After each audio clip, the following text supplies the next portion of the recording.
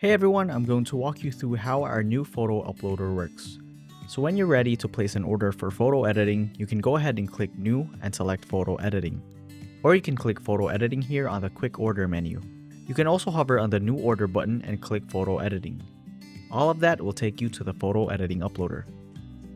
First, you can type in the address here. If you don't want to use the address, you can toggle Verify so you can name it however you like. I'm just going to type in the address. Next, we can drop the images here. But before that, let's go over a couple of things you can do. Over here is the order settings. Let's click that. This is where you can set the type of order, the delivery speed, and the editor routing if you have a dedicated editor.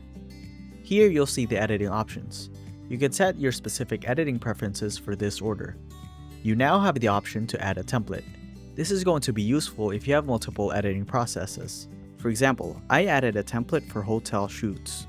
And then I'll go ahead and select the preferences below. Click the Update Template button so it will be saved to the hotel shoot template. If you don't want to save your current changes to the template, you can just click Save and Close below and the changes will only be applied to this order. Alright, next, you can add an order note for specific instructions. Next, you can specify the style to your liking. On the sky library, you can upload photos of skies if you want to have specific skies for sky replacements.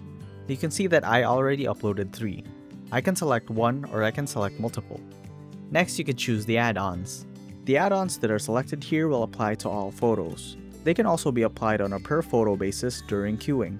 Here you'll set the stacks. You can choose how the photos are going to be stacked. Right now you can stack by brackets or timing. I'll choose brackets and have my upload stack at 3 images per bracket. And make sure window masking is done on my HDR stacks.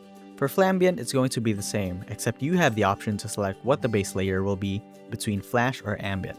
Next are the export settings. Pretty straightforward, you can set a custom resolution. Under attachments, you can attach files such as a PDF of a style guide or photo samples you want the editor to use as a reference. Next, you can upload a watermark and specify the position of the watermark on the photos.